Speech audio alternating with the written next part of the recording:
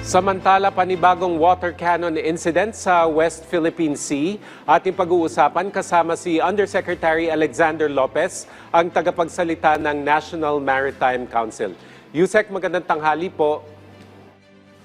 Magandang tanghali, Asek Joey Villarama, at magandang tanghali sa ating mga nanonood at mga nakikinig. Sir, una po sa lahat, ano po yung reaksyon ng NMC sa pinakabagong harassment ng Chinese Coast Guard at Chinese Maritime Militia ships na gumamit po ng water cannon at dangerous blocking maneuvers malapit po sa Escoda Shoal? Okay, unang-una, konteksto lang, Sec Joey, no? Na ang Escoda Shoal ay 120 kilometers o 17 nautical miles mula sa mainland ng Kanluran o west ng Palawan Province. Pasok na pasok ito sa ating 200 nautical miles exclusive economic zone. At kung sa China naman, ito ay 1,200 kilometers o 648 nautical miles from Hainan. Ito yung pinaka-southernmost province ng China na napakalayo at labag sa UNCLOS. Bali pa sa international law, particularly ang UNCLOS na sinabi ko, ang Pilipinas lang ang may eksklusibong karapatan sa anumang yaman dagat. Kasama na dito ang mga isda at iba-iba pang natural resources o minerals tulad ng langis at natural gas. Kaya walang karapatan at illegal ang presensya ng China Coast Guard dito sa Escoda Shoal base sa international law, lalo't lalo pa ang nang harasin sa pamamagitan ng mga agresibong pagsusuway at pagtira ng water cannon sa mga Pilipinong mapayapang nangingisda sa Escoda Shoal.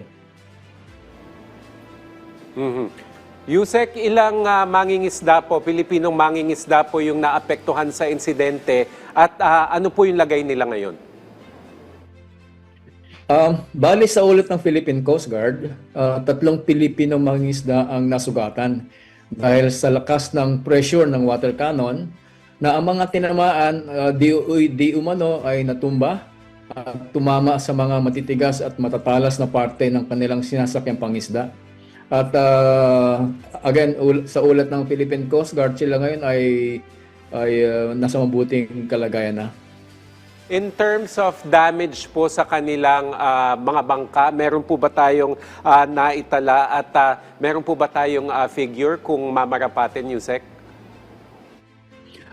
Again, ayon sa Philippine Coast Guard, 3 fishing boats ang may naulat na pinsala. Kaya lang, hindi pa natin batid kung magkakano ang mga nasira sa 2 fishing boats na ito. Kasi pagdating pa nila sa Pampang, doon pa lang nila may estima kung magkakano yung nasira. At ito rin kasama na rin sa mga ating hinihiling na report o feedback para mabigyan natin ng sapat na ulat, Joey. Bukod po doon sa immediate medical treatment nung nasugat ang mga mangingisda, Yusek, meron po bang tulong? Usually po ba pag may mga ganitong insidente, merong tulong na ibinibigay ang ating gobyerno? Okay, sa Joey, unang-una, yung sa insidente ngayon, nakapag-responde ang ating gobyerno at nakapagpadala ng 2 Coast Guard vessels upang sumaklolo sa ating mga mangingisda sa Escoda Shoal. Tamang-tama naman na talagang pupuntahan naman sila doon para magbigay ng suporta sa programang Kadiwa para sa bagong bayaning mangingisdang Pilipino na programa ng ating Pangulong Marcos Jr. At dahil dito, nabigyan ng karampatang medical attention ang mga nasugatan na mangingisda sa insidente. At sa presensya ng ating Coast Guard vessels, nabigyan din ang ating mga mangingisda ng sapat na seguridad o proteksyon sa kabila ng presensya ng China Coast Guard sa lugar na natiling nagmamatsyag sa hindi kalayuan. Kasama na din dito, Asik Joey, ay ang pagbibigay ng karagdagang petrolyo o gasolina, mga pagkain, tubig at yelo, para tumagal pa ang kanilang pangingisda sa kapaligirang karagatan ng Escoda Shoal. At ang pagdating din ng MV Pamamalakaya ay malaking bagay dahil binibili na sa kanila ang mga huling isda. Imbis na dadalhin pa nila sa kalupaan para ibagsak at muling babalik sa laot para makapangmisda muli. Joey? Yusek, sabi ng Coast Guard, ito daw yung unang pagkakataon na direkta pong tinamaan ang bangka ng mga mangingisdang Pilipino. Ano po yung masasabi ng NMC sa delikadong aksyong ito ng Chinese Coast Guard? Well, Asek Joey, tama yung sinabi ng Philippine Coast Guard na ngayon lang direkta at malapitang pinatamaan ng ating mga mangingisda. Alam mo, ngunit noong mga 2015, nang ako pa ay commander ng Western Command, may nai-report na rin na meron na rin nag-water cannon sa ating mga mangingisda ng mga China Coast Guard. Pero yung mga insidenteng na yun na hindi malapitan at paulan lang ang pagbuga ng tubig sa ating mga mangingisda. Yung nangyari sa Escoda ay talagang malapitan at direkta. Kaya nasugatan ang 3 nating mangingisda at nakasira ng kanilang mga sasakyang pangisda. Kaya nga tayo po ay nababahala at kinukondena ang pangyayaring ito, Asik Joey. Yusek, sabi naman ng China Coast Guard, nagsagawa sila ng kinakailangang control measures laban sa Philippine vessels. Ano yung reaksyon natin dito? Well, again, Asik Joey, unang-una, tulad ng aking nabanggit kanina, illegal ang kanilang presensya sa Escoda Shoal at wala silang karapatang legal base sa international law na magpatupad ng tinatawag nilang control measures. Ang kanilang presensya sa shoal ay nagpapahiwatig pa din ng kanilang actually ambisyon na sakupin at angkinin ang kabuuan ng South China Sea. Kasama na din dito ang West Philippine Sea na ang Pilipinas lang ang may tanging angking soberanya, karapatang soberanya at jurisdiksyon sa buong West Philippine Sea na nasasakop o napapaloob sa 200 nautical mile exclusive economic zone ng ating bansa. Masig Joey?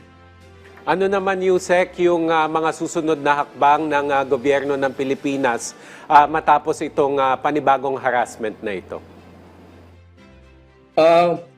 Sa ngayon, kinakalap pa lang natin, Asik Joey, ang formal na report mula sa Philippine Coast Guard at sa Western Command para maging batayan ng ating Department of Foreign Affairs sa kanilang tamang diplomatikong protesta na ilalatag sa embahada ng China dito sa ating bansa. Asik Joey?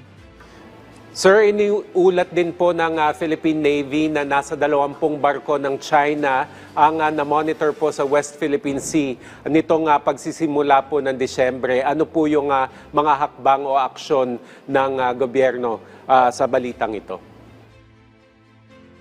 Actually, hindi naman ito talagang bago, Asik Joey, no? Depende sa lagay ng panahon. Minsan nababawasan at minsan naman ay nadadagdagan ang bilang ng mga sasakyang pandagat ng China sa West Philippine Sea.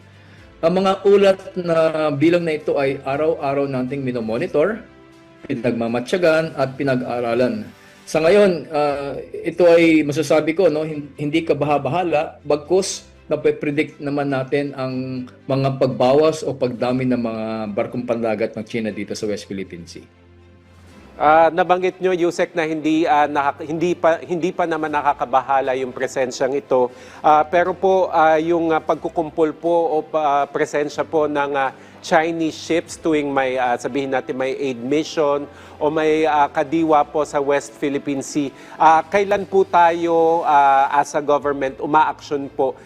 Ano po yung mga palatandaan o senyales na kailangan po mas umaksyon po tayo given na normal na nga itong nakikita nating pagkukumpulan ng Chinese ships? Well, as a Joey, ito ay hindi natin pwedeng sabihin normal na kaganapan ito dahil sabi ko nga kanina, wala silang karapatan at illegal na gawain ito sa anumang lugar sa karagatan na sa loob ng ating 200 nautical mile exclusive economic zone ng Pilipinas. Bagay pa din ito sa ating pananaw, ang mga pagkukumpulan o presensya ng mga sasakyang pandagat ng China sa kanilang ay sa kanilang ambisyon na talagang sakupin at angkinin nila ang buong ang lahat ng nasa South China Sea at West Philippine Sea na atin namang tinututulan at ipinaglalaban sa legal at mapayapang pamamaraan, Asik Joey.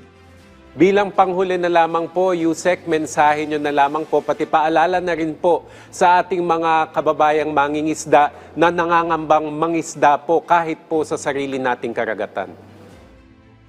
Okay, maraming salamat, Joey. Sa ating mga kababayan, lalong-lalo na sa ating mga bagong bayaning mangingisda, sa gabay at pag-uutos ng ating Pangulo ng Bansa, si Pangulong Bongbong Marcos Jr., pagamat meron tayong hinaharap na malaking hamon sa West Philippine Sea, huwag po tayong mangamba at ipagpatuloy natin ang ating pangingisda sa West Philippine Sea. Nasa panig po tayo ng legal, ng batas, international man o lokal, na ang lahat ng yamang dagat sa Pilipinas, mga isda, iba't ibang minerals, kasama na dito ang petrolyo o langis at natural gas, ay tayong mga Pilipino lamang ang dapat makinabang at makikinabang sa habang panahon. Ang gobyerno po ninyo ay mananalig at ipaglalaban sa inyo, ang inyo at ating karapatang soberanya at jurisdiksyon sa ating teritoryo sa West Philippine Sea, sa anumang legal at mapayapang pamamaraan. Hangad din namin ang inyong pangkalahatang kaligtasan habang kayo ay nasa karagatan at tuloy-tuloy po ang tulong na naipangako ng ating Pangulo Marcos Jr.